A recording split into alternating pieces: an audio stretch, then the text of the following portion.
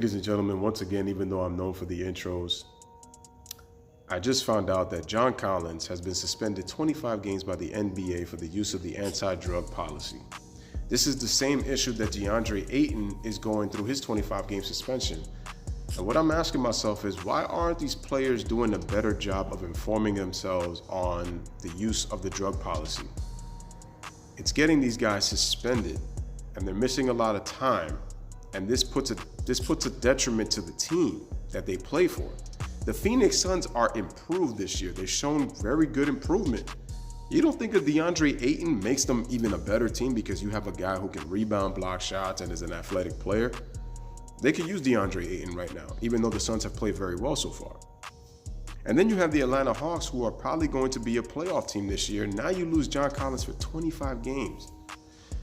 Fortunately for them, Trae Young is coming back, but John Collins is a big piece. These players are very just uninformed on, being able to stay away from some of these drugs that are getting them caught when they get tested, and now they have to miss a significant amount of time.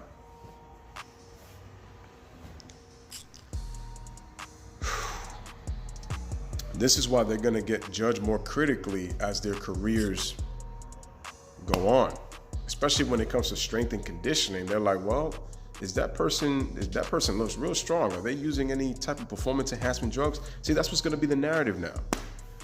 You got to try to stay away from that stuff, man. And I know some of the athletes have used some of the things to kind of speed up their recovery process and that, but this is very controversial because, like I said, at the end of the day, what I find very funny about a lot of these things is the leagues have allowed this to happen for ratings, for revenue, but now they want to act like they're being security guards, they're being police officers and being authoritative figures now, and making sure that the league is now clean.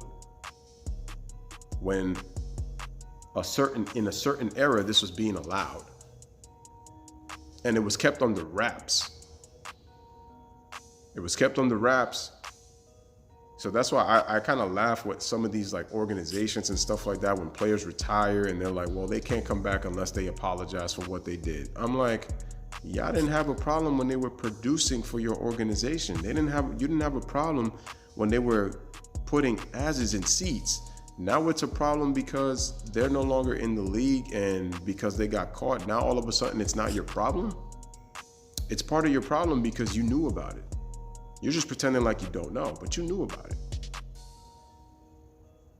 And these players have to do a better job of educating themselves and getting the right people to make sure that they don't put themselves in these kind of situations, because it just looks bad on them. And remember, we're in the brands era. We're in the about brand building, about contract era.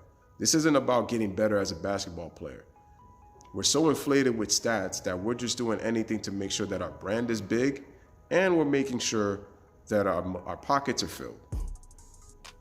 This is about contracts, and this is about brands. It's about making money. This is about being a profitable personal business and a worldwide business for your brand. Basketball skills go out the window. That's why people have said the passion for the game has been lost. When people say that what people used to play for is lost. And when I look at things like drug policies, man, and the anti-drug policy and these players getting suspended 25 games,